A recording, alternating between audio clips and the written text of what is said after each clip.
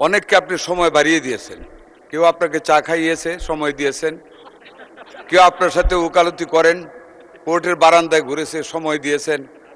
মাননীয় স্পিকার, আমি একজন মুক্তিযোদ্ধা, ৭১-এর মুক্তিযুদ্ধের একজন কমান্ডার ছিলাম। মহান স্বাধীনতার ঘোষক শহীদ রাষ্ট্রপতি জিয়া রহমানের ডাকে যুদ্ধ করেছি দেশের জন্য। কাজে আমাকে ওনার বদলতে সময় ডাবল দিতে হবে মাননীয় স্পিকার। ধন্যবাদ মাননীয় সদস্য। আপনি যদি আমার 2 থানার 2 হসপিটালকে একদম ইকুইপড করেন তাহলে 2 মিনিট বাড়াবো। ওকে মাননীয় স্পিকার, করবেন তো I ইকুইপ, তাই give তো? you the commitment to do that. G, But আগে you শেষ take করেন। your preparation to allow me more time. মাননীয় স্পিকার,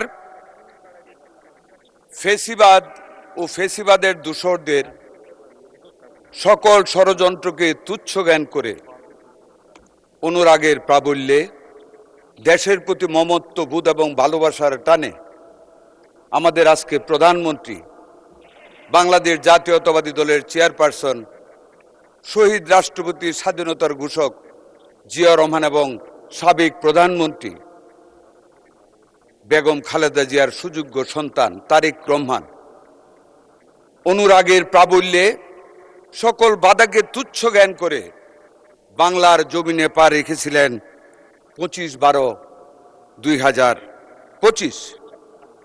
এয়ারপোর্টের মাটিতে পা রেখেছিলেন দেশের প্রতি মমত্ববোধকে বোঝানোর জন্য। হাতে মাটি তুলে নিয়েছিলেন, আর সেই মাটির পরশ, সে মাটির ঘ্রাণ বাংলাদেশের 18 কোটি মানুষের ভিতর পৌঁছেছিল, যার ফলশ্রুতিতে 2026-এর 12ই ফেব্রুয়ারি বাংলাদেশের জনগণ 2/3 মেজরিটি দিয়ে আমাদের মাননীয় নেতাকে দেশের প্রধানমন্ত্রী করেছেন।